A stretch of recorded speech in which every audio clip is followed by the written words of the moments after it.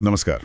आज हम संसद के आने वाले मानसून सत्र पर मतलब जो 21 जुलाई से 21 अगस्त तक चलेगा उस पर गहराई से बात कर रहे हैं। हाँ, क्योंकि ये सत्र लग रहा है काफी हंगामेदार हो सकता है। कई नए बिल आने हैं। बिल्कुल, और साथ ही विपक्ष भी कई मुद्दे उठाने की तैयारी में है। तो आज हमारी कोशिश यही समझने की है कि सरकार का मुख्य एजेंडा क्या है, कौन से बिल हैं और वो कौन से मुद्दे हैं जिन पर सरकार और विपक्ष में टकराव हो सकता है। हाँ, मतलब एक तरफ बड़े सुधारों वाले बिल और दूसरी तरफ तीखी राजनीतिक बहसें।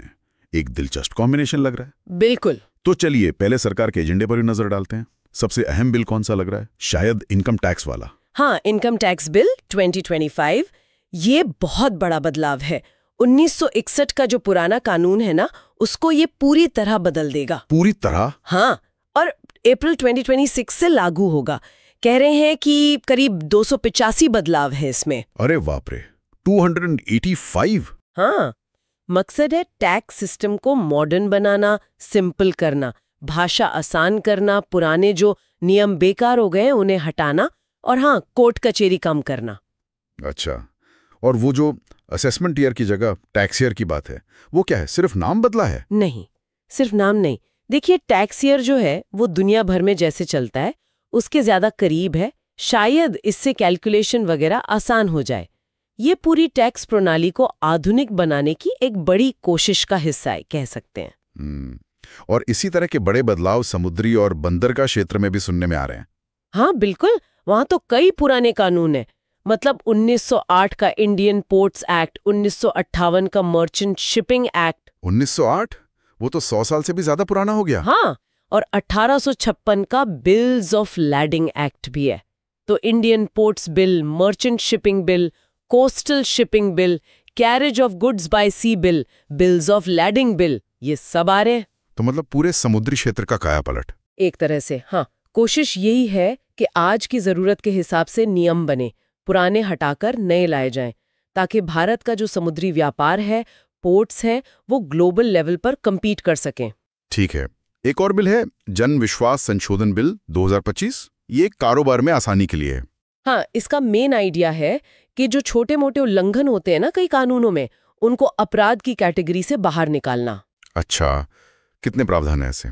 करीब 100 से ज्यादा। मतलब सोच ये है कि इससे कंपनियों पर, व्यापारियों पर मुकदमे का डर कम हो। वो फिर नियमों को मानने पर ज्यादा ध्यान देंगे।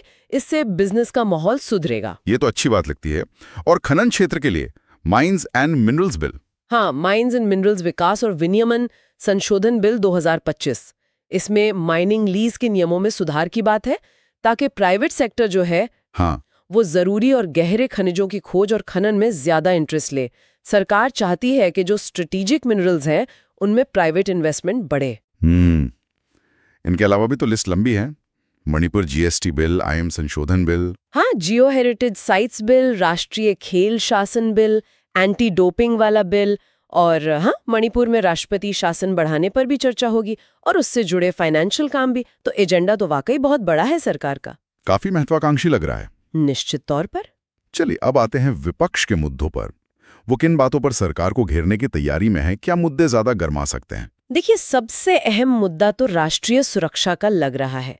ऑपरेशन सिंदूर और पहलगाम आतंकी हमला। हाँ, ये तो काफी गंभीर मामले हैं। बिल्कुल, विपक्ष इसमें इंटेलिजेंस फेलियर का आरोप लगा रहा है और सीधे प्रधानमंत्री से जवाब मांग रहा है।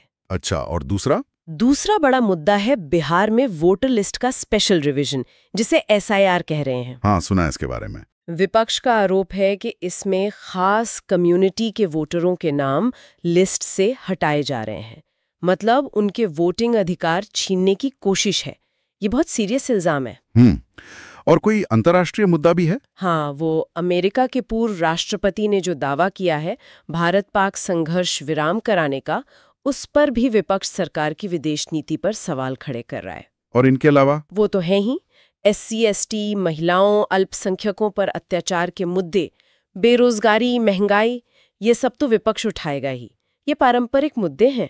तो इन सब बहसों का सदन की कार्यवाही पर क्या असर पड़ेगा? बिल पास होने में दिक्कत आएगी? असर तो पड़ सकता है।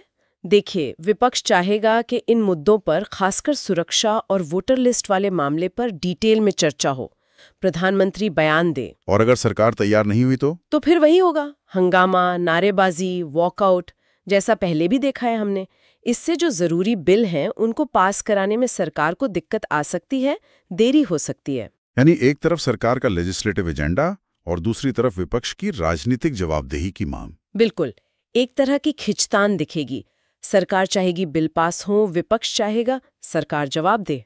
लेकिन सरकार ने शायद ऑपरेशन सिंदूर पर चर्चा के लिए हाँ कहा है। हाँ, कुछ मुद्दों पर चर्चा की सहमति बनी है, ऐसी खबरें हैं। लेकिन फिर भी टकराव की गुंजाइश तो बनी हुई है। और ये सब इसलिए भी महत्वपूर्ण है क्योंकि आगे कुछ राज्यों में चुनाव भी हैं। ये बात भी है। हाँ, तो कुल मिलाकर कहें तो ये मानसून सत्र सरकार के बड़े सुधार वाले एजेंडे और विपक्ष के उठाए गए गंभीर सवालों जैसे सुरक्षा, चुनावी प्रक्रिया, विदेश नीति, सामाजिक न्याय, इनके बीच एक संतुलन बनाने की कोशिश करेगा। हाँ बिल्कुल।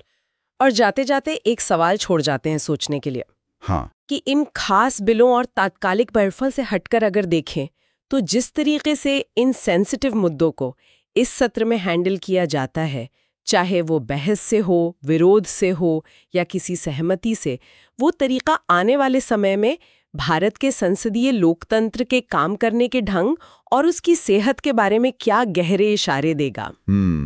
ये सोचने वाली बात है, बहुत दिलचस्प।